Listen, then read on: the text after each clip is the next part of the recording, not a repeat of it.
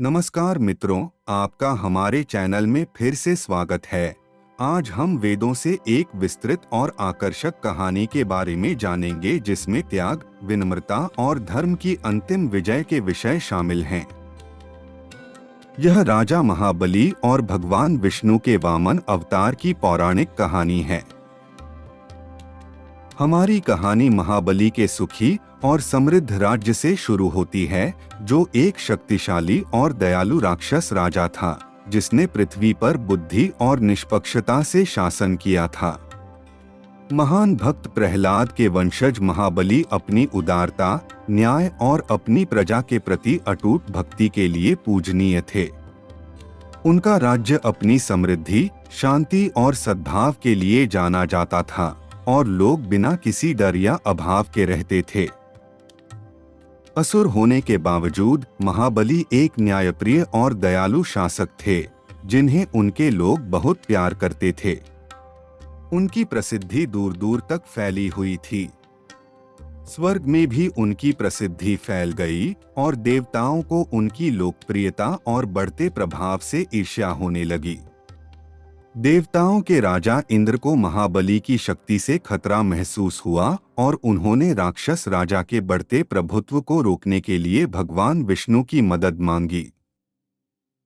अपनी शक्ति को बढ़ाने के लिए और अपने राज्य की निरंतर समृद्धि सुनिश्चित करने के लिए महाबली ने अश्वमेध यज्ञ करने का अथवा ब्राह्मणों और निर्धनों को दान वितरित करने का फैसला किया। इस अनुष्ठान में ऋषि, कुलीन और भेष बदले हुए देवता शामिल हुए, जो सभी महाबली की भव्यता और उदारता को देखने के लिए आए थे। समारोह के दौरान वामन नामक एक ब्राह्मण युवा बौना प्रकट हुआ, जिसका चेहरा चमकीला था और उसकी आभा दिव्य थी। अपने छोटे कद के बावजूद वामन में कुछ असाधारण बात थी, जिसने महाबली समेत सभी का ध्यान आकर्षित किया। महाबली हमेशा मदद के लिए तत्पर रहते थे। वे वामन के पास गए और पूछा कि उन्हें क्या चाहिए।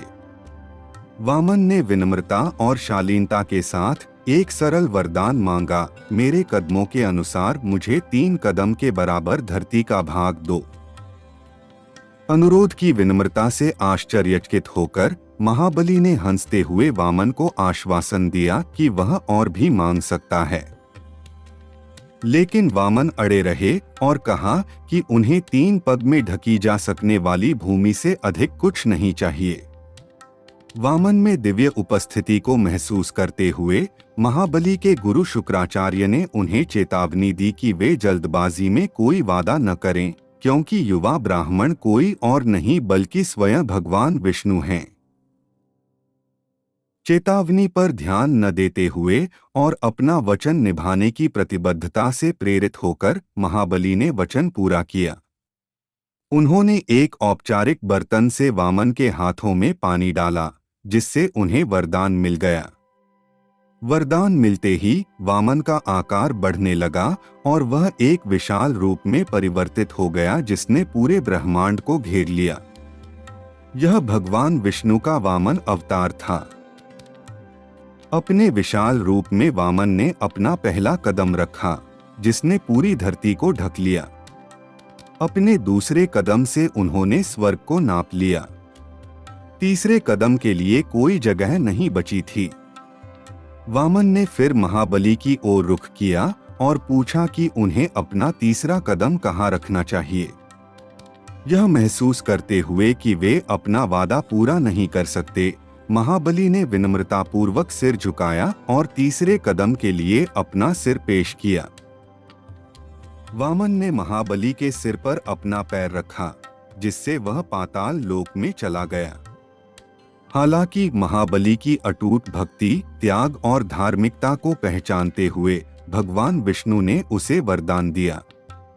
महाबली को साल में एक बार अपने राज्य और लोगों से मिलने की अनुमति दी गई और उसे उसके महान कार्यों के लिए याद किया जाएगा और उत्सवों के साथ सम्मानित किया जाएगा। पाताल लोक में महाबली ने बुद्धि और न्याय के साथ शासन करना जारी रखा। उनकी कहानी निस्वार्थ त्याग, विनम्रता और सच्ची भक्ति की पहचान का प्रतीक बन गई।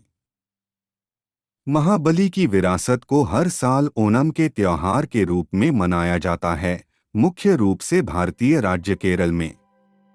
ऐसा माना जाता है कि ओणम के दौरान राजा महाबली अपने लोगों से मिलने आते हैं और उन्हें खुशी और समृद्धि का आशीर्वाद देते हैं।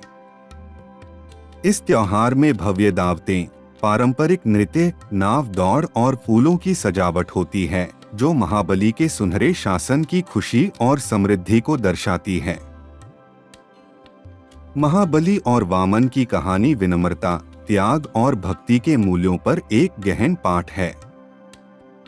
यह हमें सिखाती है कि सच्ची महानता शक्ति या धन में नहीं, बल्कि दूसरों की सेवा करने और अपने वादों को निभाने में है, भले ही इसके लिए हमें बहुत बड़ी कीमत चुकानी पड़े। महाबली की कहानी हमें ईमानदारी, विनम्रता और करुणा के साथ जीने के लिए प्रेरित करती है। वैदिक ज्ञान के माध्यम से इस यात्रा में हमारे साथ जुड़ने के लिए आपका धन्यवाद। अगर आपको यह कहानी पसंद आई है तो कृपया लाइक करें, शेयर करें और ऐसी और ज्ञानवर्धक कहानियों के लिए हमारे चैनल को सब्सक्राइब करें। अगली बार तक जिज्ञासु बने रहें और प्राचीन ज्ञान की गहराइयों का पता लगाते रहें।